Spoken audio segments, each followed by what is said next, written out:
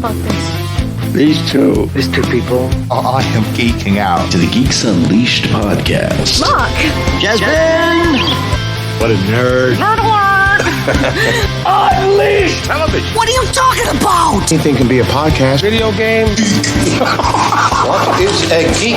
Oh, hi, Mark. The whole point is, of course, the plot is... You guys have great conversation. I am geeking out. Unleashed! Movies! People love movies! All right, you guys, podcast time. You're listening to the Geeks Unleashed podcast. Part of the Basic Family Badass, we take our passions and our fandoms and we turn them into conversations with you.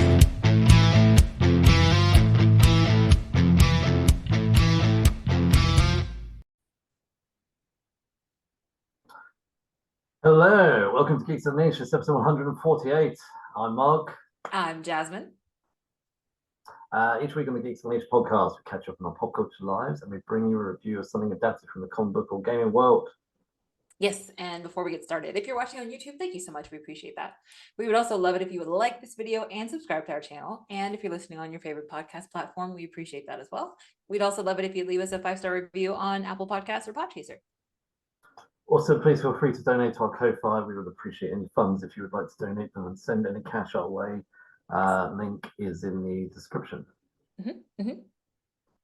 Moving on to our first segment and our first of the year. It's it's the first episode, first Geeks Unleashed episode of the year. We did the Batman. Oh yeah, flipping out, I already forgot. Yeah. Sorry, time's gone past. It's our second episode. I actually have lost complete track of what's going on in my life. All right, okay, sorry. Last week we did the Batman. I know. Do you know what? Like, anyway, the Batman last week. So this year's second Geek of the week. So I was torn. I'll be honest with you. I was really torn on what to do. So I'll tell you what. I'm gonna let Jasmin go first, whilst I consider which one I'm gonna shout out. Okay. Well, so I've been doing a lot more like catching up on Webtoons that I've heard other people talking about. And so one of the Webtoons I've been reading this past week is called Operation True Love. It is on Webtoon. So Webtoon is free. I mean, unless you spend the money to like have the coins so that you can get episodes early, which I do not. So right now it's I think they're coming up on like the season 1 finale. So it's like 80 some odd episodes. So I'm about halfway through me catching up, but I've really been enjoying it. It's like a slice of life kind of romance thing, but it's for teens. Everything on Webtoons is for teens. It's not anything that you would ever buy, and it comes plastic wrapped. But it's about like this high school girl who, for whatever reason, like she doesn't have what they call like a love quotient. So like they live in this world, I guess, where it's like there's a corporation that can see how much love someone will get in their lives, and so that corporation uses it to find the people that they're going to train to become idols. And so they gave her a piece of that technology where she can like hold up this phone and she can see like how much love other people receive, and for whatever reason her number is always 0. And so like the guy behind the entertainment company now is just like messing with her. And he's like, look, if you don't figure out how to get somebody to love you, I'm just going to kill you. And she's like, the hell? Like, what does that have to do with anything? So it's like this tiny little supernatural element, but like, it's a really fun kind of interesting story. So like I said, I'm about halfway through. It's kind of what I read, like winding down for bed, sitting on the couch. It's like, oh, let me see if I can get 5 episodes in before I'm sleepy. But I'm enjoying it. So That's actually interesting. I'll be honest with you, I've never done a Webtoon. I should actually ask it. So Webtoon sounds like a cartoon, but you said read it. So is it? So they're all comics. Okay. Right. Yeah. So sort of like that. The hard copy book that I got that was based on a webcomic. So they're all comics, but they're meant to be read on mobile. So they're all in that long scroll format, not necessarily like traditional style panels in regular comics. So they're all long like a screen. So you just tap it and it turns or zooms in. Or... No, you scroll. You just scroll up. So Yeah, you it's a scroll up perpetual like you're on a reel, you just flick, flick, Yes. flick. Yeah. But rather than So watching yeah, it's not somebody, flicking, you're just scrolling up to read the story. But I mean, depending on who's drawing it and how much text there is, like it could take you 5 minutes to read one episode. okay. So it just kind of depends on how much work the author is putting into it. But yeah, it's like a perpetual scroll. So like one episode, you just scroll, scroll, scroll, scroll, and then you can go on to the next one. Are these free? Like to So read? Webtoon is free. You can Okay. read a bunch of free stuff on Webtoon. A lot of times what they'll do is if something is super popular, they put it behind what they call like a daily pass. Mhm. So if it's really, really popular, then you get only one free episode a day. So every Right, 24 hours, you have to come back to read the next free episode. And if you forget, then you're shit out of luck because it starts over at the very beginning. So Oh, really? it's really a way to like hook you in to kind of keep you going. Thankfully, what I have been catching up on Webtoons is not like all of their super, super popular stuff. So it's not behind the daily pass. So that's why I've been able to read like 40 some odd episodes over the past week. But yeah, it's fun. And they have this, so they have their super, super mainstream stuff, which there was another really popular webtoon that got turned into a book. It's called Lore Olympus. And it was I don't know how, like the author just like blew up, got so popular that it's like, and those books are thick. They're like omnibus thick to collect all of the comic content that she had been putting out. So some people get lucky, like God of High School, which became an anime on Crunchyroll, or Noblesse, which also became an anime on Crunchyroll. They were all originally webtoons that got picked up by other people. So it's like almost like a farming ground for other forms of media to pick up new things. And there's also a ton of webtoons that have been turned into Korean dramas. Like so many K-dramas are based on webtoons nowadays. So it's like a really good place to go and read the original if you're into that kind of media, because there's a lot of them that have popped up on Webtoon first before they get picked up somewhere else. So with who the knows? daily pass thing, is it something you pay? Like, can you pay to have unlimited access, or is it just literally it's just a way of keeping you coming back to the website? Pretty much that. So they have what they call like coins. So you can buy like a coin pack. It's like, I don't know, $20 and you get 1,000 coins. And then whenever you want to unlock an episode that is not like a free episode, it costs like 7 coins. So Right, okay. it's like a pay as you go kind of model, which I hate. So that's why I don't pay for webtoons. I only read what is free on the Webtoon platform. But Manta is a platform that I pay for, and I pay for that one by the year. And so then I can read unlimited everything because they don't charge per episode on Manta. But then you have the other popular platforms like Linzen or Riddy Books. Those are all like the super popular Korean ones. And you pay, again, it's a pay per episode model for those. Tappytoon, Boomtoon, all of those. Do you know, because I know you mentioned webtoons a lot, and I thought actually I've never really asked you about them. I didn't know that much about. Like, I knew nothing actually. Now I realise I know nothing until you explained it. I hope people found that as helpful as I did. Yeah, well, I mean, it's easy, like, and because it's a free I mean, it's just like any other app you download. It's like a in-app purchase, as they say. Like, it's free to download it, and there's plenty of free content in there. But sometimes, like, if you're impatient, they make you pay to keep up to date with some things. I assume the reason, because you said a lot of it's free. I assume the reason people do this is that they hope eventually somebody might pick up them and, like, say, turn into a K drama, or Exactly. it might lead to some form of paid work.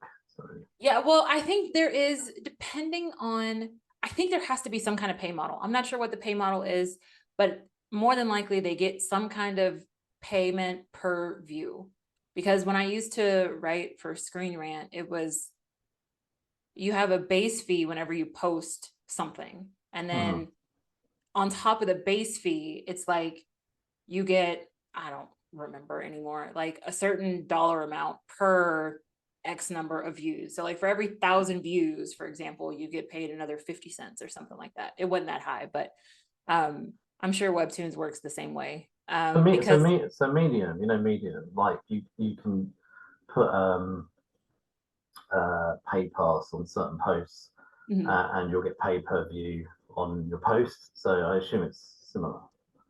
I think it would have to be. I think that's a pretty standard like online model for online kind of content consumption.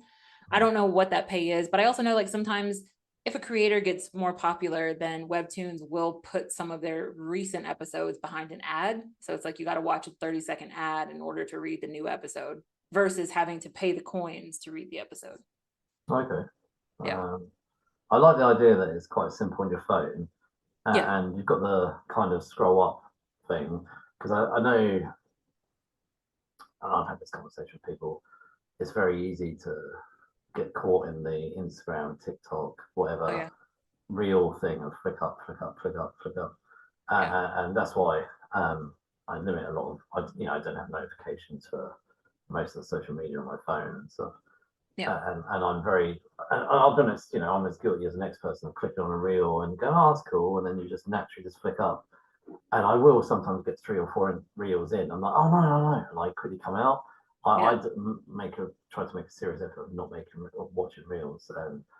But I know some people quite like that whole thing of, I don't know, like maybe it's like a fidget thing or comfort thing of just be on your phone and flicking. And I know there's a lot of people that have released apps that try and get you to replace that social media flick of something where you can learn. There's some learning apps where they say, it's very similar to looking at a reel and a short read and stuff. So for improving your knowledge in an area or something you might be interested in. I know there's some apps where they've taken like whole novels and turned them into 5-minute reads, and they've taken the sort of the highlight, the cliff notes kind of out of them and turn them into apps like reels where you kind of flick up and this sounds it's very similar. And it's a similar format because a lot of these things are released weekly. So that's why it's like when I tell people like I read some form of comic every day, it's because like 2 comics I like come out on Tuesdays and 2 comics I like come out on Wednesdays. Like, so every week is a new release, but some of them that are super, super popular, it's like every 10 days. So it's like every day that ends in 2, you get a new episode. So it just depends on how popular the comics are. But yeah, I mean, it's a really big like time suck when I go and I look in my phone of like how my time is spent on my screen time. It's like Instagram is at the very top, and then like right below Instagram, it's like Webtoon. I agree with you on the social media thing. That does suck up a lot of time, so that's why I have notifications turned off. But I like the idea of this. I'm going to look into the Webtoon thing. I think it would be good to replace that social media need. It is a habit, honestly. It's still gamification. Like there is still very much like an addictive component to it, because it's like if I get caught up on something that I'm behind on, then it's like, but I want to read something else. Like I want more. And so then I just go find another series to read. And that's how it's like, I was only supposed to be on here for like 15 minutes and now it's been an hour and I've read like 5 comics. Yeah, I think the difference between reading and enjoying yourself that way versus, and I hear these things about these like, and I'm sure, it's not just an age thing. Like people from 15 to probably 45 get sucked into this short, real, 20-second consumption, which is actually reducing your attention span. And this is where I've noticed younger people seem to really struggle with attention spans because of things like these apps. And me and you, we'd like burn out VHS cassette tapes because we watched the same movies 27 times in a week, and probably annoyed my parents to death and your parents to death. And now it's like I can't even get my kids to sit and watch a whole film. So, which I think is crazy. So, yeah, and Instagram changed recently because they used to like if you're scrolling on the For You page or the Explore page, whatever it's called now, like it used to be if a reel popped up, then you didn't have to click on it. Like you could watch the whole reel if you just paused your scrolling. But now Instagram has those on a loop. So it's like a 5-second loop and then it starts over. And so that really annoys me because I used to watch a lot of stuff on reels without ever tapping on the reel. And now I can't do that anymore. And so that really annoys me. I've kind of got I think with social media, it's a bit of a love-hate thing. But anyway, I realized that I should move on from my soapbox on reels. I have a massive dislike of reels. I think sometimes I see a reel and I'm like, oh, that's cool. The only reels I really like, sad as it sounds, is like the house ones, where they're like, I bought this house for $200 and now look at it, I've turned it around for $100 and it's now worth 500. And you look at these things and you're like, wow. I know it was a 30-second reel, and clearly that's probably 2 years of their life condensed into a 30-second reel. But Yeah. I'll be honest, I like those. Yeah, most of the ones I do click on, it's food related. It's Food. Check I out click this on food. recipe, and I'm like, yes. How do I make that? Yeah, no, I click on the food ones a lot, and I save those. I've only once ever done a food one from Instagram that I saw. It was with the air. I won't say it was an air fryer, a bagel, eggs, pesto, whatever, and it was so good. Like honestly, so good. 90% of the stuff that I do every week for my meal prep, it's something I saw on Instagram. So I've made my decision on Geek of the Week. I'm gonna actually, I can't remember if I've ever done a Geek of the Week where it's a comic, and I am going to shout out a comic which was on my anticipated list for 2024. Look at us. I know. So for anyone watching and listening, it is the first issue of Ultimate Spider-Man, issue 1 by Jonathan Hickman. And I'm not quite sure how you say the artist's name, but it's Marco Checchetto, maybe. So for anyone who doesn't know, they have relaunched the Ultimate Universe. So what happened was from the original Ultimate Universe, which was actually killed off by Jonathan Hickman a few years ago. There was a villain. Well, he was previously a superhero called Mr. Fantastic, as we all know from Fantastic Four. He became a villain known as the Maker. Really? I don't really know. Yeah, I don't really know how that happened, but anyway. So then he came to the 616, which is the traditional Marvel universe, which we've all grown up and loved since the dawn of time, or timely comics, actually, as it started. So the Maker has been residing in the 616 universe for the last however many years since the Ultimate Universe was gone. And there was a mini-series which was launched over the summer in which the Maker just decided he was going to bring back his universe, but he was going to run the show. He did approach Miles and said in the first issue, do you want to come with me? Miles said, no, thank you. And then the Maker went off and decided to create his own universe. However, what the Maker did was, because he is a villain, he prevented a lot of superheroes from their origin stories. So one of the first moments in this new universe is where a young Peter Parker is about to be bitten by a spider, and the Maker just steps over and gets the spider and saves Peter Parker a whole world of pain, by the sounds of it. So I love it. So this issue picks up with a much older Peter Parker who, well, he's 20 years after. So, if he was 16, I don't know, maybe he's 36 now or something like that. And the first picture here is, on YouTube you can see it here, he's a much older man. Full beard, glasses and all. And next issue is, next page, you probably can make it out. There's some children here. He looks like a teenager already. No, those are teenage children. So, and he's got his wife, MJ, so he's married to, obviously, Mary Jane Watson, who is here. And the whole issue introduces a lot of people who you might know. J. Jonah Jameson. Yeah. So do you see? And the twist here is that I can't tell who that is. Okay, Uncle Ben is alive. Really? Yeah. So Uncle Ben. However, May is dead now in this. So, and so the whole issue goes through him just living his normal life. There's a lot more drama. There's drama around the newspaper. We get introduced to Kingpin briefly. We meet a daredevil, Matt Murdock, who is actually a priest rather than a lawyer. So there's a few twists and turns that have taken along the way, and so I would imagine as the Ultimate Universe goes on, they may touch on other characters. So in the final few moments, Peter Parker does get bitten by a spider. And this is how it ends with. This issue's been out a few weeks, so you can see him here highlighted. Okay. Standing on top of the building. So he's now finally faced the destiny that he should have had 20 years previously. But now he still becomes Spider-Man, but like after he's married with kids? Yeah, so now he's Spider-Man. So he's married, children.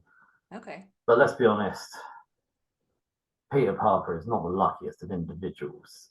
No. I would like to see how this marriage and family life survive now that he's become Spider-Man. So they won't. Yeah, I mean, we're not looking at issue 2 here by any means, but I'm sure by issue 20 there will be some definitely some friction. Tension, shall we say? Yeah, friction. That was the word I was looking for. But no, do you know what? The artwork is really, really fantastic. So detailed, so good, honestly. And Jonathan Hickman is a fantastic writer. There's no real comedy in here, which you're used to with Peter Parker. There's no one-liners. It could just be that there's a lot going on in this issue, drama, and they're obviously paying the repercussions of what the maker did. And you can see in the whole issue, Peter Parker just feels run down by life. And at the end of it, there's very much a whole thing of him being denied his destiny, and he feels like he's been burdened by the fact that really his life was taken away from him by the maker. The life he should have had, the maker changed. But how does he know that he should have had that life? Oh, so he's explained it. So he's told this at the end of the issue. He's told this. Oh, okay. So somebody, I obviously won't go into all the details, but somebody does tell him this is, this was the life you should have had, and you can. There's a lot more in there, but so he's aware of the life he should have had. That sucks. Yeah. So he was essentially been told that he should have been bitten by the spider when he was, a young boy. Yeah. And that was taken away from him. So he's burdened by the fact that something was taken away from him deliberately. So can you imagine if you were told, Jasmin, actually 20 years ago, I deliberately stopped you from getting on a bus, and right now, Jasmin, you have superpowers. I'd be pissed. I'd be like, first of all, you never should have told me. Second of all, screw you. Yeah, can you imagine? I don't know. I can't think of a thing or whatever. Or I deliberately prevented you from getting hit by that radioactive truck that time. And you're like, damn it. So anyway, it was a really good issue, and I'm glad I read it, and I will carry on reading it. So okay, all right. So you've already got one thing off your 2024 list. Last week, I got one thing off my 2024 list. I think we're already doing better than 2023. Yeah, we're doing a lot better so far. So, right, we're going to move into our main event. As it's Geeks and Niche review show, we review something adapted from comic or gaming world. Aha. And we do mainly comic adaptations. We're going to do a gaming adaptation. I'm so excited. I don't know what for, but anyway, Street Fighter 1994 was directed by Stephen E. D'Souza. Screenplay and story was also by the same man, based on Street Fighter 2 by Capcom. And, okay, here we go. It stars Jean-Claude Van Damme as Guile, Raul Julia as M. Bison, Ming-Na Wen as Chun-Li, Byron Mann as Ryu, Damien Chapa as Ken, Kylie Minogue as Cammy, Wes Studi as Sagat, Peter Tuiasosopo as E. Honda, Jay Tavare as Vega, Grandel Bush as Balrog, Andrew Bayanarski as Zangief, Roshan Seth as Dalsum, and Robert Mamone as Blanca. I'm pretty sure that's all the fighters in Street Fighter 2. I used to always be able to win this Dalsim because his hand was the one that went super fast. I liked playing with him too because I didn't like close combat. Whenever you used to play as Dalsim, everyone would get annoyed going, why do you keep choosing this one? I can't get anywhere near you. Yeah. That's why I keep If I wasn't Dalsim, I was always E Honda. Always E Honda. I used to like Caillou as well. Okay. Boom. I used to love Ken was my least favorite. Anyway. Ken and Guile, didn't like him. And first appearances. So this first Street Fighter game was originally an arcade game. Came out, franchise began 1987. Capcom is a Japanese developer. And then Street Fighter 2 hit the arcade in 91, and in 1992 it was adapted for console, and that is when it hit the NES, the Super NES, and that is the version of Street Fighter that I played. I never had a SNES. A lot of my friends had SNESes. I had a Mega Drive or Genesis for the Americans. Genesis, yeah. So I would go around friends' houses and everyone would be going nuts about Street Fighter 2, and I was so annoyed at it. It was, I don't know if I think I found out recently one was released on the Genesis Mega Drive, but I was not aware of it at the time. So yeah, I think that came way later. Yeah. Well, probably once the hype had started to die down, they wanted to make some more money. So yeah. Whenever I play it, would be in the arcades or around friends' houses. It would be so annoying though in the arcades because somebody would always come along and whoop your ass that was much better at it. Yeah, of course. Right, it was released. This movie was released on the 23rd of December 1994. Had a running time of 102 minutes with a budget of 35 million. It made 99 million, well, 99.4 million at the box office. I mean, that doesn't seem so bad for way back when. Yeah, I mean, people did more than double their money. So yeah. Also, 8 million of their $35 million budget was his salary. Oh, joke. Oh my God. The fun facts about this movie. Now, this movie came out at a time when I think the internet was around. I did not have internet in 94. Like, I didn't get internet for the first time until 97. So all of like the background and drama stuff that is now so easily accessible, like none of that was available to us when we were kids. So I had no idea any of these things were happening around this film. The first fun fact, not really a fun fact, it's kind of sad. This was the last film that Raul Julia did before he passed.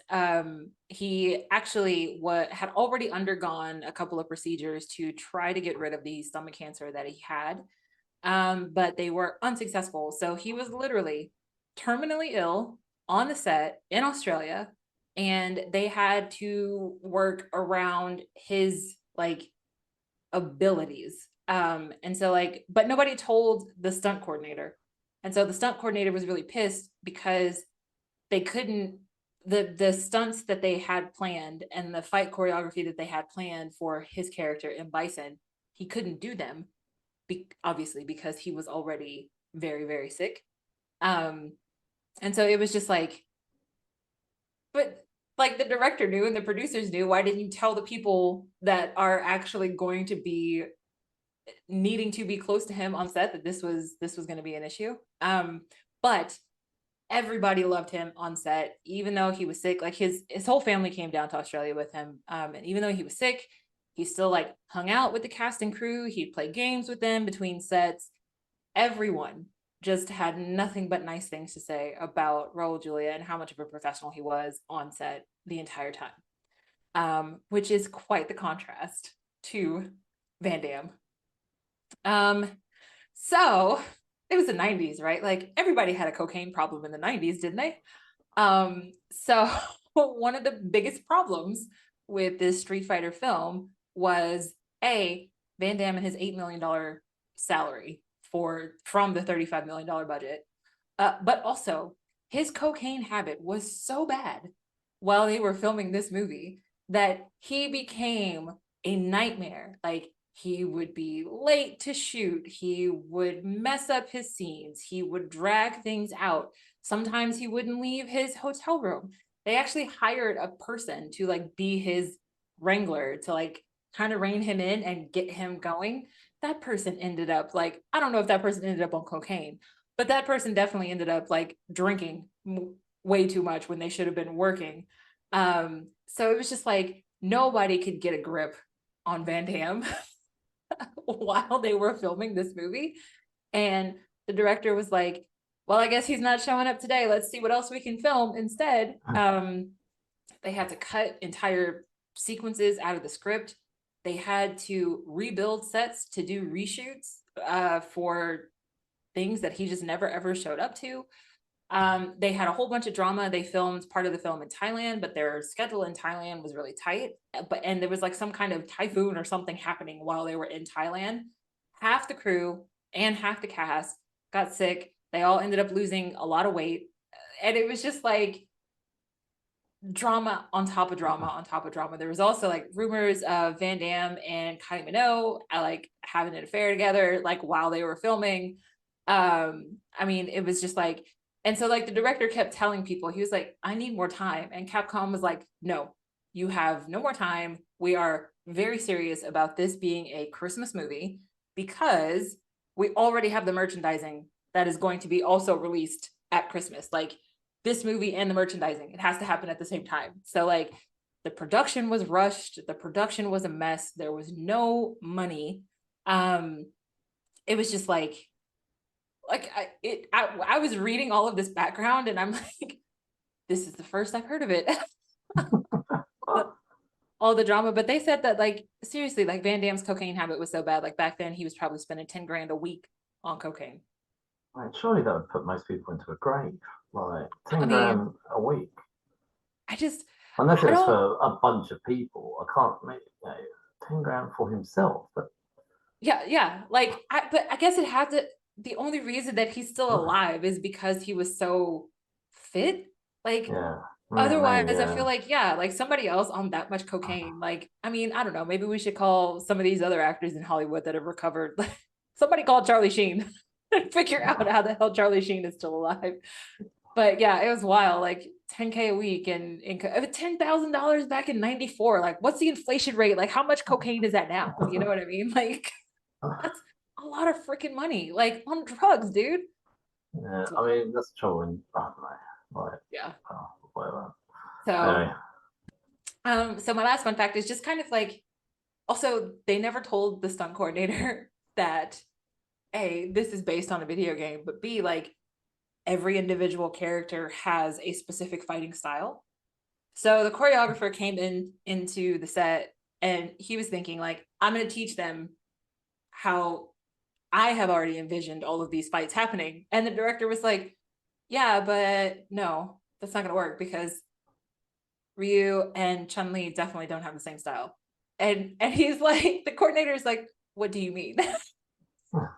It's just like, is one hand not talking to the other? Like, what are we doing here? So, but of course, fans of the video game would recognize that quite a few characters actually did get their signature moves in the film. My favorite of those was E Honda and his hands, because he was he was one of my favorites to play. Although I was very disappointed we did not get Chun-Li and her like speedy kick. Yeah. I know. Like she did a lot of flying, kicking, but we didn't get a speedy kick. We got a Hadouken from Ryu. What else did we get? We got Vega and his rolling stab move. We got Ken and his spinning uppercut. We got Guile and his upside down helicopter spinny kick. We got M. Bison and his flying punch. We got Cammy and her thrust kick, even though it didn't really look much like a thrust kick to me. She just said it while she was like punching a guy. I don't know. Anyway, that was very weird. So we got quite a few things, but not quite everybody. And I think like the biggest Easter egg we got was at the very end of the film when everybody kind of paused and did like their winning move from the video game. So that was a nice little nod to video game fans as well. And that's all I got for the fun facts for this one. There were just most of the fun facts about this film were just drama on set. Right. Okay. So IMDb summary is. It sounds like it's from another film. Isn't this one? But anyway, in the midst, serious film. Like, yeah, that's what I mean. When I just quickly glanced over it, and I had read this actually earlier, but in the midst of a civil war in Southeast Asia, a general intensifies the climate of violence by kidnapping 63 UN delegates. To free the hostages, a colonel leads a group of fighters who will use all of their skills to be successful. Actually, in the film, it was the AN, not the UN. So shame on you, IMDb. You should have watched the film before you wrote the description. We did talk about this earlier, but let's talk about our experiences on the video game themselves. So, Did you play it in the arcade? You said you played it in the arcades. Do you remember if it was one or two that you played in the arcades? Street Fighter 2 it was. Okay. Yeah. So my parents have a caravan, one of those static ones, which but for anyone listening, my parents have had not the same, but they've had two different caravans, but in the same place since I was about 10, and so that's about 30 years. And they have a complex on site with a huge arcade, and so my experience of growing up in arcades was mainly that arcade down there. So most weekends, if we were down there, my parents would be, sort of in the entertainment bar, and all of us kids would be hanging out in the arcades and keep tapping up my parents for money, and put money in the arcade machines. And there was honestly some great arcade machines. We had the Teenage Mutant Turtles arcade machine, we had the Simpsons arcade machine, we had a Street Fighter arcade machine.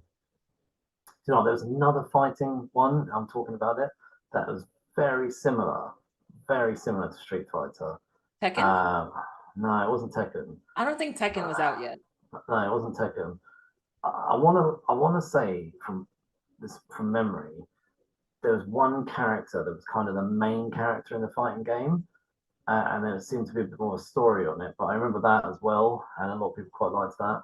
But yeah, no, there were Street Fighters, but everybody would crowd around and watch everybody play, whether it was Street Fighter or The Simpsons or the Turtles, and people would, because with the Turtles and The Simpsons, you could actually have up to 4 players. And sometimes somebody would have to, if they died while people were scrambling for money in their pockets, all running off to their parents to go and get money. Somebody would have to keep the game going because obviously there was levels, and I think I remember once somebody, I think it was the Turtles, getting near the end of the actual game, and so many people were crowding around because it must have taken like 40 quid or something to get to the. I mean, it wasn't just one person's £40; it was everyone chipping in, and so I remember seeing the final bit, and everyone was like, couldn't believe it. I was like, no, I've walked in so many times. I've seen it on level 1 or 2 or 3 or whatever. I can't remember how many levels it was, but yeah, I used to love going in the arcades and playing Street Fighter. That was my main experience with Street Fighter, was in the arcades, and then as I got a bit older, because they released it obviously on the SNES originally, but then they started putting it out on other things like PlayStation and stuff like that. And I bought a copy of it on the PlayStation 2, and I actually went and bought a Street Fighter joypad. Actually, had all the colours and had a couple of the players on the joypad, and it was meant to be a bit more of a easier controller for fighting. So I had that, and I remember the copy of the game I bought for the PlayStation 2 also included an animated, because there's a lot of anime Street Fighter films, which I watched at the time, but I don't remember them. But the game I bought actually had an anime movie on there, a Street Fighter as well, which I thought was quite unique for PlayStation. They didn't really do stuff like that. Yeah. So they included the film and the game, which I thought was cool. So, but yeah, so and to be honest, my favourite characters, there was a lot of them, but I think Guile was probably one of my favourites. I was a big fan of the Sonic Boom, so I thought Sonic Boom was pretty cool. And there are other characters I liked as well. I think I actually quite liked playing with Cammy, but characters that would always win would be like E Honda or what's his name again? What's his name again? Doesn't, yeah. Whilst he wasn't probably my favourite character, like he didn't look that cool or flashy like Ryu or Ken, I knew that I could always beat people with him because of his stretchy limbs and stuff. Yeah. So, but what was your experience of Street Fighter? So yeah, the first time we played it, I don't remember really going to like dedicated arcades when I was a kid, but like every movie theater had an arcade in it. So like, what if we were waiting for a movie, we would play in the arcade at the movie theater. And we used to play the fighting games there. So that was the first time I remember Street Fighter. And then when it finally came out for the Super NES, that was the game that me and my cousins played, because like we always spent so much time together, and it was just like anytime we were over at anyone else's house, it's like only one of my cousins had the game, but like whenever they would just like bring the game with them. It was like, okay, well, we're going to bring the game, bring the cartridge. So we always played Street Fighter on Super NES. And my favorite to play as was E Honda. Because like it was so hard to beat E Honda like once you got those hands going. So I liked playing as E Honda. I don't really like remember anybody else's play style too much. I would play as Chun-Li sometimes because Chun-Li had the leg kick. Yeah. But I would say, or I played as Blanca because Blanca could like electrocute people. Oh yeah, I like playing as Blanca as well. Yeah, like so the I would electric play as thing. Blanca sometimes, but like 98% of the time I was picking E Honda for sure. Yeah, I used to pick Blanca as well, actually, because the electric. So, Yeah.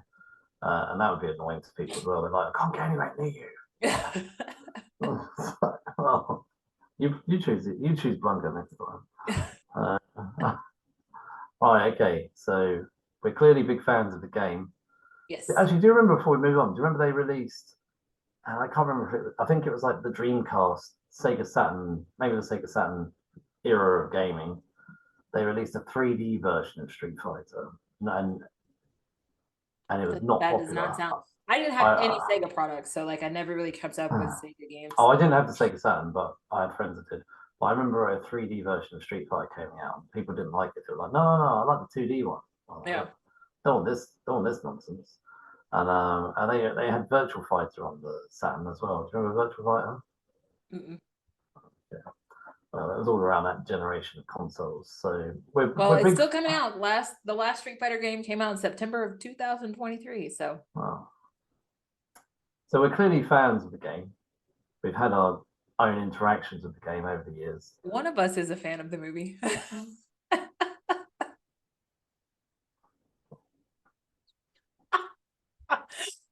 Mark is looking around him for those of you that are just listening, because obviously it's not him. Anyway, overall thoughts on this movie. I think you go first, Jasmin. You go ahead. I might go and grab a beer, I think. I think I should have got a beer before I started. I know you should have. So I'm thinking of it from 1994. Like this was a game that I played more than any other video game because like it came out before Mortal Kombat. So once Mortal Kombat came out, I kind of put Street Fighter to the side. But I played this game so much, and this film came out 2 years after the game did, and it was like I had built up 2 years of gaming history with this game. And so when the film came out, like as a kid in 94, I was stoked. I was so excited. And like I didn't care about the bad CGI or the the terrible one-liners. Like I didn't care about any of that stuff. I was just super excited. Or no, obviously I was a kid. I didn't care about the plot. It didn't matter to me, not one bit. I suppose so. Yeah, I suppose so. 994, I would not care. Yeah. So it was just so exciting for me to see all of the game characters in real life, like on screen. And that is like the nostalgia that I have from it. And I think just because like there's almost some kind of like familiarity that you have with them. Like we spent so much time playing as these characters that when it came time for the movie, then the new debate became like, oh, well, if it was me doing E Honda in the movie, then he would have done this. Or if it was me doing Ryu in the movie, he would have done that. Like now we're nitpicking the film based on like how we thought the video game characters should have been. But it was so fun. Like way back at the time, it was so fun. I remember again, did not enjoy this film as much as I did another one, but it was fun. And even then I knew it was like cheesy, but I was still super excited because again, I got to see these characters like come to life. Rewatching this film today, I was almost like appalled at how terrible it is.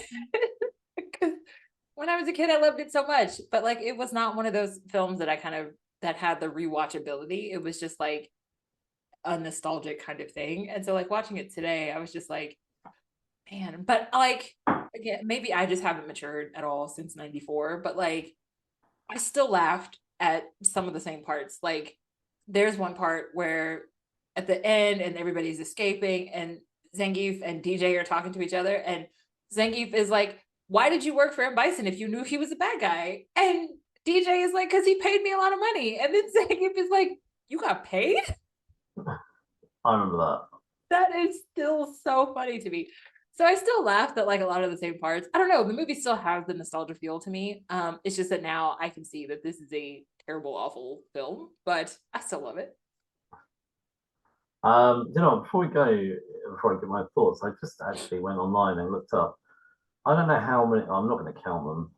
How many versions of obviously there was the Street Fighter in 1987, but literally Street Fighter 2, Street Fighter 2 Champion Edition, Hyper Fighting Edition, the new Challengers Edition, Turbo, Alpha, Alpha 2, X-Men versus Street Fighter X. Honestly, there's so many. There's the Anniversary Edition, the Alpha Anthology. There's the Street Fighter versus Tekken, Street Fighter versus Mega Man, and then, like you say, in 2023, we've had Street Fighter Duel and Street Fighter 6. That's crazy, like how many games there's been. So, yeah, it's been going strong, franchise since 1987. It's like Mario, but it's one of those franchises that nobody talks about. It's crazy to me though that they didn't want to drop the 2 for ages. It was Street Fighter 2 something, Street Fighter 2 something, Street Fighter 2 something. And I thought to myself, why can't they just call it Street Fighter 3, Street Fighter 4? I don't know why. I've never played the first ever Street Fighter. I don't think I ever played the first one. I'm assuming, because I'll be honest with you, I assume there must be a massive difference in terms of. Well, I just pulled up the cover for Street Fighter 1. It looks like Ken is on the cover for it, but.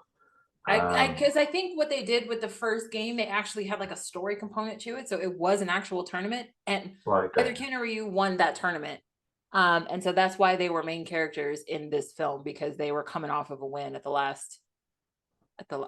first game. And then Street Fighter 2 just blew up, and they were like, "Whoa!" Yeah. Anyway, so I've noticed it again. Right. So my thoughts on this movie. Now, I was trying to recall watching this in 1994. And I know I watched it. I do remember that. Don't really remember much about my experience from it. But it's really weird. For years, I've been saying a line to people which I'd forgotten that I'd seen in this film. And as the guy was saying it in the film, I was like, oh, no way. I was like, I've used that line. Well, I didn't use it in its entirety. I used the punchline, and so when M. Bison's chatting to Chun-Li, and he's saying, oh, for years you've been driven by this horrible event when M. Bison came to your village and did this and this and killed the most important day of your life, but the most important day of your life. And then for me, and then before he said it, I said it's Tuesday, and then as he said it, but for me, it was a Tuesday. And I thought, no way! I've said that so many times over the years. Like, for me, that was a Tuesday. And I thought, I did not realise I took that line from this film when over the years I've said, for me that was a Tuesday or whatever. And so I was quite pleased that clearly I did remember that line. And when this film came out, the one thing I still can recall from my thoughts back in 1994 was how shocked I was that Kylie Minogue was in a sort of big. This was a big Hollywood blockbuster type film back then. And I was like, no way, Kylie Minogue from Neighbours is in Street Fighter 2. I was shocked. Do you know much about Kylie Minogue? Because I know she's bigger in Australia. In 1994, I had no idea who she was, but I do know her now. Like her music was really popular when I was in high school. Yeah, I think you. I wasn't in high school in '94. I think you said to me before actually that her music did make its way to America. Which I was taken back by. I thought she was just kind of Australian British audience. I didn't know she made it as far as America. Well, but they filmed this movie in Australia. Most of this cast is Australian. All of the background voices and all that stuff is Australian, because their budget was so low because Van Damme was taking up so much of it. Most of all of the extras, they're all Australian. That's how they probably got her in it then. Yeah, exactly. That's exactly how she's in it. Yeah. They probably said, who's a big Australian star that we can put in here. And so obviously there's some big Americans in there, but I did not know. So that makes sense. I didn't realize that. So, I don't remember my thoughts or feelings on it at all. I clearly can't have been in love with it because between 1994 and now, this is my second watch. I've never gone back to rewatch that. So, but I can't honestly say what my thoughts were, but I must have not loved it to revisit it. So, having rewatched it now in 2024, I'll be honest, this is probably one of the worst films I've ever seen in my life. And I honestly, last year I thought Spawn was bad, and then I thought Man Thing was bad. But you think this is worse than Man Thing? I'm probably heading that way. Like it's a really, really bad movie. It's not that bad. It's a really bad film. It is not Man Thing bad. Yeah, I mean, it might be between Man Thing and Spawn, maybe. I don't know. You the guy who likes He-Man. You think that all of these other films are so awful, but you love Masters of the Universe. See, that's a difference. That's a difference when you watch it when you're a kid versus when you watch it way later. Dolph Lundgren is a far superior actor to Van Damme. Is he though? I think they're probably on par. I think they're probably on par with each other. Yeah. No, anyway, my thoughts on this film are really it's just bad. It's just a really bad film. The plot is so paper thin. Yeah. They just wanted to shoehorn in every single Street Fighter character, even if it didn't make sense. Yes, that was a complaint that the director had, but of course Capcom was pushing for it because merchandising. So the director was like, this is too many characters for the audience to pay attention to. Like, we need to pull this back. And Capcom was like, nope, everybody in the game got to get some screen time. And the director was like, okay. There are elements of it I enjoyed. I thought that Kylie Minogue did actually a really good job, considering even back then she was a Neighbours actress with some music career. I thought she handled herself pretty well. And at the end, when she was crying, you could see she was genuinely crying. And no, I thought because clearly Van Damme's not an actor in any capacity, and you could see she is an actress. So she was trying to bring some element of acting to this chaos. So, are you sure we watched the same film? Because she was one of the weakest characters in this entire movie. No, I felt at the end when she was doing the crying that she was really trying to push that experience. I do think that Ming-Na was a real standout though. And I love her introduction. I love her introduction when she's the reporter and she's laying the scene out. And she came across as probably the strongest actress in this, and one of the strongest characters with actually some background and some depth. Now, the person that ruined this movie for me actually was Van Damme. He was just so awful, like words to describe. I can't just blame drugs for this. He just is a bad actor. He's a really, really bad actor, and he isn't an actor. He is himself. So. It didn't matter whether I was watching Friends or Street Fighter. I'm watching Van Damme run around and flex his muscles, and Listen, you go see Van Damme movies the same reason you go see Tom Cruise movies, because you want to see Tom Cruise being Tom Cruise. Yeah, I mean, Tom Cruise is an actor though.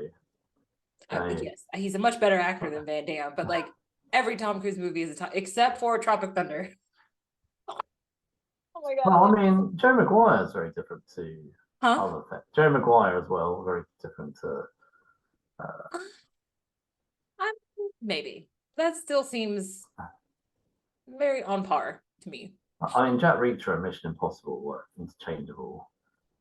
I mean, Jack Reacher obviously a little bit more toned down, but. Well, that's because his version of Jack Reacher had to be 4'11" instead of 6'7". So. It's fine. Sorry, I know it's off topic, but his version of Jack Reacher makes me laugh now compared to the TV series version. So, yeah, the TV series version is great. I love that guy. I haven't watched the TV version, but I need to watch it. But I feel like it's like they got the dwarf out for the movies, and then they actually got the real Jack Reacher out in the TV series. You realise how small Tom Cruise is; it can fit in my pocket. So, anyway, let's come back to this movie. I mean, it's like, well, you can tell it's a very 90s production, right? Yeah. The script was clearly rewritten several times, even on the day. They were probably just making up as they went along. I'd be willing to bet there's probably 17 different versions of the script floating around the studio. Well, they kept running out of money, and they kept running out of sets to film on, so they kept scrapping things from the script. It was so fobbed together. It was chaotic. It was like a case of trying to make the best of a really bad thing. Like, I'm shocked that it made money, if I'm honest. So, actually, it made a lot more money than the sequel. So, well, it's not technically a sequel, but the other Street Fighter. This movie. I mean, the plot is awful. I mean, M. Bison. I mean, even just who dresses like that in a real world setting? Wow, come on! It's based on a video game. Yeah, I know. It was basically, how can we make a video game into a film where it's literally a video game as a film? Yeah. And when I was watching this, I thought, you know what? Even the Bob Hoskins Mario Brothers film is a far superior movie to this, even though it's terrible. That movie tries to be a good film. This movie isn't trying to be a good film. There's nothing about it where they're trying to make it a good film. It's almost like, how can we make this work? I actually feel sorry for this director. He must have just really been glad when he walked away. It was his very first film, his first feature film. Which I think is a terrible idea for directors to take on properties like this. Like, don't ever take on any kind of existing franchise as your first film. That's a bad idea. Especially with a drug addict. So. Well, yeah. An egomaniacal drug addict. Jesus. He's calmed down a bit now. So. Yeah. I mean, can you imagine, like, how big of a baby are you that, like, you have the biggest budget of the entire production, and you still are like, I'm not gonna pay my hotel room. Dude. Yeah. Do your job. Do your job. So watching this movie, I watched it over 2 nights. I watched the first half an hour yesterday. Half an hour in, I was like, I can't. I had to turn it off. I was like, this is so awful. And so I came back to it today, and it was really, really hard work to make my way through it. I was actually really looking forward to the rewatch of this. So maybe I hyped myself up too much. Maybe I should have walked in with much lower expectations. So, yeah, it's just a weak ass film. It's just, I don't know. I struggle to find. I think for me, the best in there was Chun-Li, and that's probably, if I'm going to move into favorite characters. I know there's a lot of characters in there, and this is where it struggles. There's way too many people in here, way too many. And I know we've got a handful of people that stand out. You know, you've got M. Bison as the villain, Guile, Chun-Li, Cammy, and Ken and Ryu as they're kind of the main 6, and then it's how can we throw every single character in here, even to the point of how can we create Blanca? It's just no, like, you didn't need to have Blanca. When he was like, "Oh, Charlie, I'm going to come rescue you as well," I thought, how stupid are you guys? Like, how stupid? Why are you shouting out like your best friend's name? Because the moment he did, then Bison turned around and going, "Oh, your friends with Guile. I'm going to go F you up now in the chamber and turn you into a green thing." It's like, you just that's actually canon from the game. In Street Fighter 2, like in Guile's description, it's like his vendetta against M. Bison is because M. Bison killed his best friend Charlie. Oh, right, okay. I did not know that. I did not. To be honest, I didn't even know the games really had. Because Blanca is a totally different, like, Blanca is not, the way that they did Blanca's backstory in this film is not at all how it is in the game. So, like, Blanca is totally separate in the game. But yeah, so his whole reason for wanting to kill M. Bison was because M. Bison killed his best friend. Oh, okay, interesting. Well, it's good to see that there was some character development and story and stuff like that. But no, favorite characters in this. I think I'm gonna say Chun-Li. I think she's the strongest in here. She was the strongest for sure. For me, though, the only thing I can really say here in terms of nostalgia, back in the 90s, I was a huge Neighbours fan. I used to love Kylie. Jason Donovan, Kylie. Back then, I was a huge fan of that era of Neighbours. So when Kylie showed up in Street Fighter, I remember that grabbing my attention. And even going back into this, you know, who, if you were a Neighbours fan of the 90s, you would love seeing Kylie showing up in most things. So I'm going to make that my second favorite character, even though there was no character development. She clearly was, you know, some sort of guile fanboy. So in '94, I had no idea who she was. I think definitely Chun-Li was my favorite in this movie, and Raul Julia as M. Bison would be my second, for sure. I just love, he was like the guy that actually put in all of the effort. He probably like read, the only reason he took on this role, as sick as he was because his kids were obsessed with Street Fighter. And so he said he wanted to make a film that they would enjoy, which, I mean, he didn't make it to the premiere. So he passed in October of '94, and this film hit theaters in December of '94. So I don't know that he ever even saw the final product.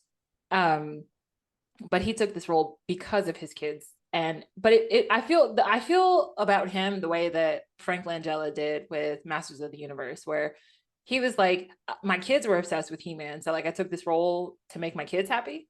But I feel like Raul Julia put his foot in it. Like he took it very seriously. He had the campy villain bit down. Like he really was like at the top of his game here, even though nobody else was putting in the kind of effort that he was putting in. He did it anyway. It's amazing that the villains are especially in the 90s, the ones who were putting in more effort than and loved it more than the frontline heroes. So during the movie itself, for me, the plot was really non-existent. It was really thin, and I don't know. I got frustrated watching it because I felt like you've got this whole thing of him kidnapping people, and then Gaiu's forces want to take him down. But then it was like, what's going on with Sagat and what's going on with Ryu and Ken? And it's a bit like the Suicide Squad, when you had the Suicide Squad movie and then the Joker's running around doing his own separate thing, which you didn't care about. I felt a little bit like that with Ken and Ryu. And I think they wanted to put in these two guys because they were the leads from the Street Fighter game. Mm-hmm. But actually, they probably would have been better to have just not had them in the film. So it was kind of built up as a Gaio versus M. Bison movie, and maybe they could have just left it at that. And maybe they could have felt that actually when we do a sequel, but you can understand that Capcom's like probably like, no way, these guys are the main stars of the game. No, there was no way. They tried really hard, and Van Damme was all for it. They had already said Van Damme was going to come back for the sequel. They had Ming-Na Wen.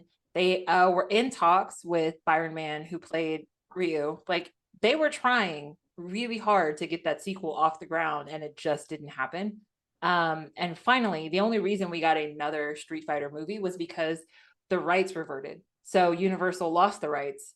And when the rights went back to Fox, Fox was like, all right, now we can make our movie. And then their movie flopped. But I didn't think that one was that bad either.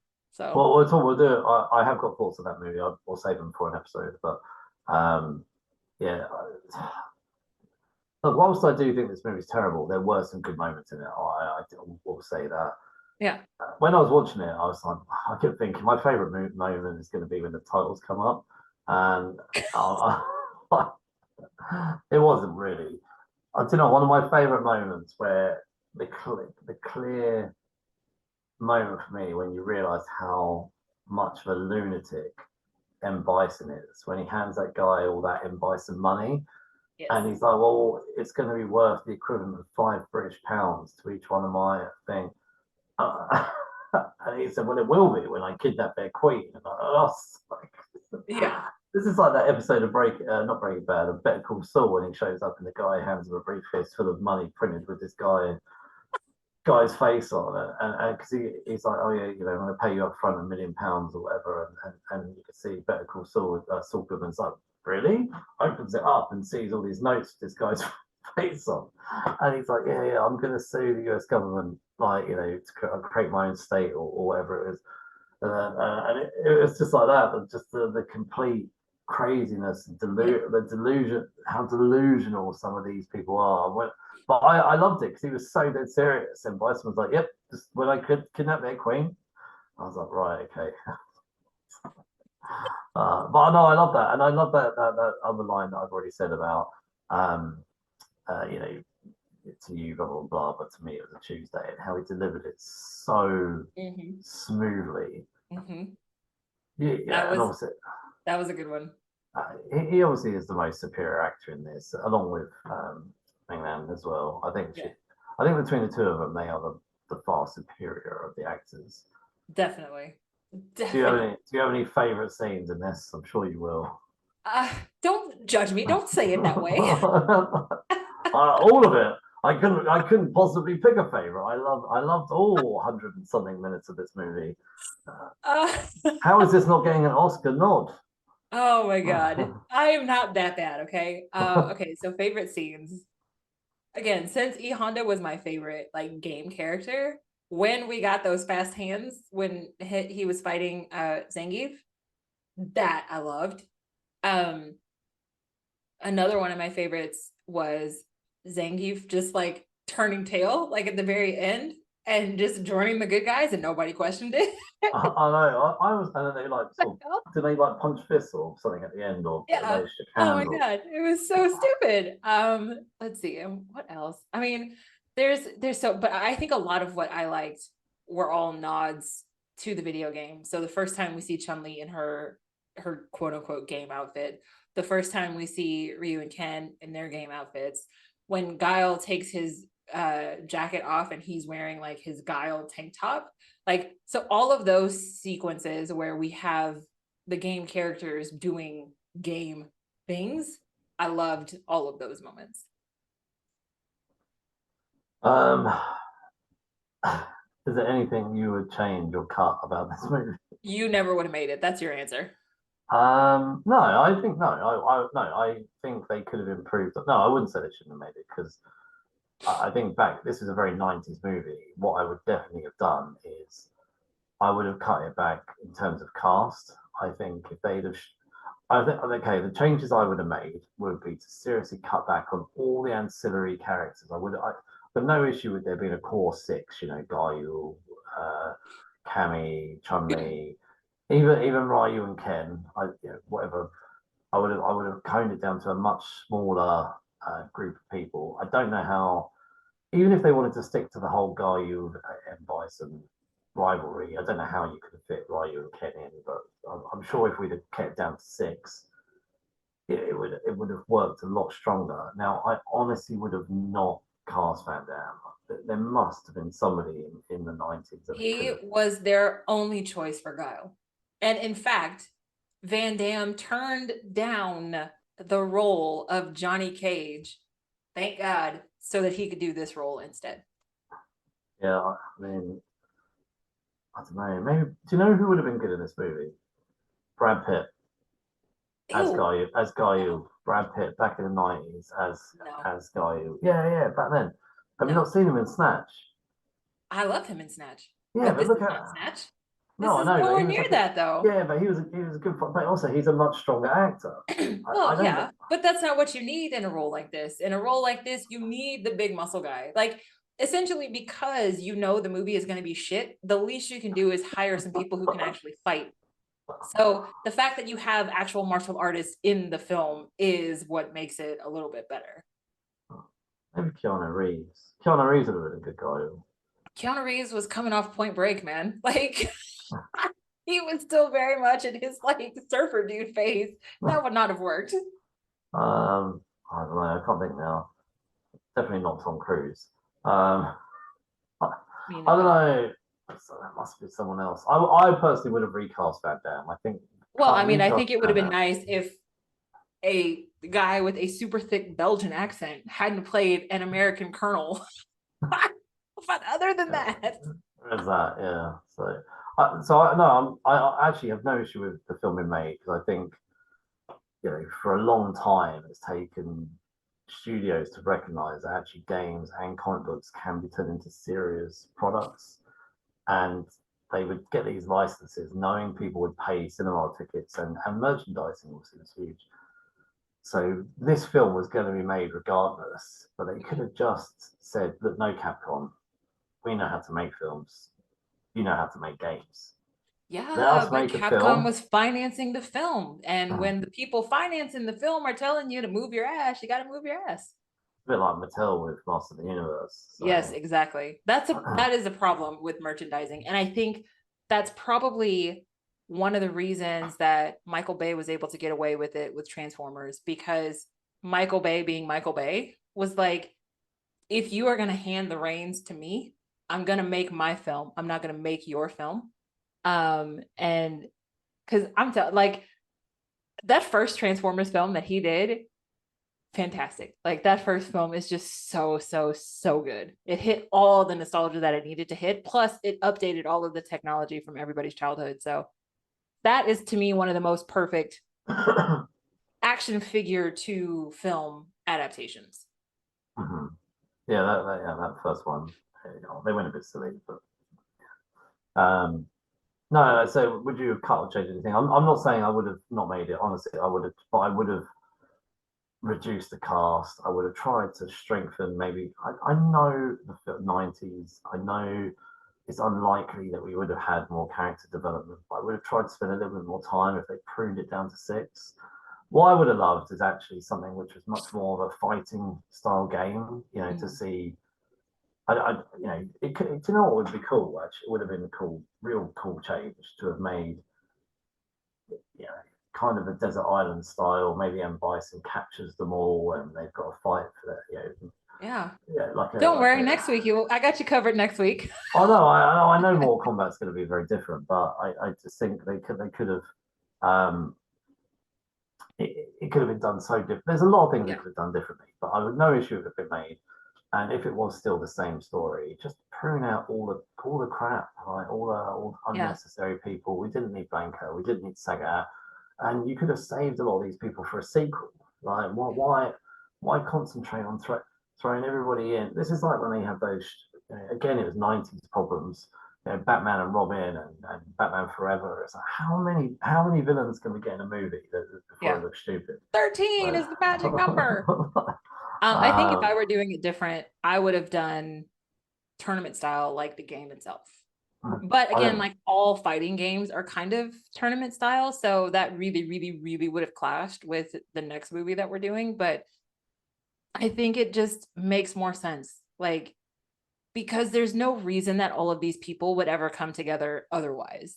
Like they had lives that were just too different and not interconnected. So I think they lost out on something by not doing tournament style. Like if okay, in 2024 vision, like I would never have said this in 94, but like in 2024, if they remake this film or this franchise would be really great as like a Squid Games type thing, where you get these people together, but like you make it super high stakes battle royale kind of vibe. I think that would work out really well. And it doesn't have to be like the big stakes like Mortal Kombat, because with Mortal Kombat, it's like, oh, your whole dimension is like in trouble if you don't win this tournament. But with this one, it could definitely be like more personalized. Like all of you guys are washed up, you're a washed up sumo wrestler, a washed up army brat, you're a washed up former like top tier fighter. And somehow they all get invited to this thing. But like when they get there, it's more like death match instead of just like a fighting tournament. In the fairly recent Robin comic, it ran for 18 issues, finished in the last 2 years or last year or something. A good chunk of the storyline was set on Lazarus Island, and they had a fighting tournament, and you could essentially get killed and come back to life and fight again. So to steal that would be a really cool Street Fighter thing to have a Lazarus Island. Didn't have to be Lazarus Island, but to have a whole island where. Do you know what I think? And I've not watched it. They made a Dead or Alive movie, and I'm pretty sure. Do you remember Dead or Alive? The Dead or Alive is a similar Street Fighter game, 2D, 3D fighting game, and they made a movie of that. And I've got a feeling that was something similar to that. But I've never watched the film, and I think the movie was on par with Street Fighter in terms of quality. So that potentially would be a good move. But yeah, no, anyway, I agree with you. But right, okay, so you've thrown here. There was also an end credits. Do you want to talk about that? Did you watch it? Yeah, I did, but only because I saw your note. I didn't know there was an end credit. So basically, the end credit scene is setting them up for the sequel. Like, M. Bison is not dead.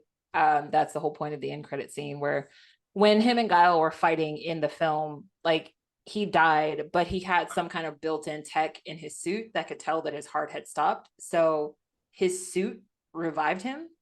So essentially the same thing happens during the end credits, where he seems like he's dead, but no, we got a fist busting through all the rubble, and M. Bison lives to fight another day. And his new mission, I guess, is like literally a gigantic button that's like world domination.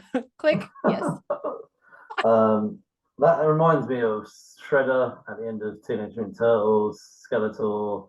It was a very 90s move to have the villain, "I'll be back," as Skeletor said, and he never came back though. Yeah. So, well, we got a different version of M. Bison in the other Chun-Li movie, which I love Neil McDonough. I thought Neil McDonough was a good villain, but that's a whole nother conversation. So yeah, look, it's not the best of movies. Okay, it's probably not as bad as Man Thing. It's not as good as other things we've seen. I wouldn't say it should never be made, because actually there's going to be people out there that enjoyed it more than I did, and that's not fair to say. I really dislike those people who are like, in the comments when things are shared, "Oh, I didn't know that show was still on," or "I didn't," or whatever. I'm like, look, just because you didn't enjoy it, there are people out there that actually do enjoy it. Just say it's not for me. Like, I think. Yeah, it really annoys me. I'm like, oh, season 5 or something, the final season. Oh, are they still making this show? Oh, I stopped watching this back in season 1. It's like, okay, good for you. And to be honest, there's things actually with me and you, Jasmin, where we've both watched the first season or the second season, and you're like, "Oh no, I'm done," and I'm like, "Oh, I've got to carry on." So I do have an OCD and a bit of a completionist mindset. I'm like, I've started, I've got to finish. However, I have started to dip away from that now as I've got older. But however, I equally do recognise, and there's been things in the past like Falling Skies, awful from start to finish. But I recognised that it was awful, and I owned that it was awful. But I wanted to watch it, and people would say, "Oh, you watched it? It's rubbish." I'm like, "Yeah, I know it's rubbish, but I you like it. That's fine. Yeah, that's fine." So I recognise this movie is awful, and I didn't really enjoy it. So, okay. However, there were bits in there that I enjoyed, though. There were bits, and I do think Chun-Li and M. Bison probably stole the show. Yeah. And as a Neighbours fan, I loved having Kylie in it. So, what about you? What's your sort of finishing? You can give a number. I know. I'm going to let you go first. Okay. Well, I'm giving it 2 numbers. So my 1994 number, that number is based on me being a video game nerd, watching a video game film, and like them giving me exactly what I wanted from a video game film in 1994. So 1994, Jasmin rates this film 4.5 out of 5. Because like as a kid, I didn't care about the plot. All I cared about was, are we going to get the moves? Are we going to get signature moves? That's what I want to see. And the only reason I'm giving it a 4.5 is because we didn't get the Chun-Li leg kick thing. Like if we had gotten that, this would get a 5. 5. But 2024 Jasmin is probably going to give this film a 2.5. Oh, okay, that's good. That's good grade. I'll give it a 1.5. Okay, that's fair. Yeah, 1.5. I was considering. I'll be honest with you. I was considering lower, but I will push it up. There's some okay parts in it, but. Right, next episode, we're going to travel forward 1 year into 1995, and we're going to review the Mortal Kombat movie that came out in 1995. Yeah, I'm already mentally preparing myself that you're going to hate that one too. So I've never seen it. I've never seen it. I know you've never seen it, but I'm mentally preparing myself that you're going to hate it, and it's one of my favorite films of all time. Do you know what? I'm wondering if. So I've not seen it, so. I would imagine the storyline here, because it is a tournament thing, might be a lot more acceptable. So what I mean by that is more palatable, but the graphics are really, you're gonna really hate the graphics. I can already tell that. So with the Street Fighter movie, it was like, how can we throw as many of these characters in as possible, and it makes no sense. With this movie, with Mortal Kombat, it's a fighting film. So who cares? Like, that you're invited to a tournament or you're forced to go to a tournament to fight to the death. That's the storyline. Mm-hmm. But okay, it's not, not everybody's going to enjoy that type of film, but actually there's a reason why they're all in the same room. And with the Street Fighter one, it's just ridiculous. So yeah. I can probably get my mind around that more so than this. So. Okay. I am preparing to have my heart broken next week, but that's okay because I love Mortal Kombat enough for the both of us. We'll see if we can get someone to join us, maybe, and level it out.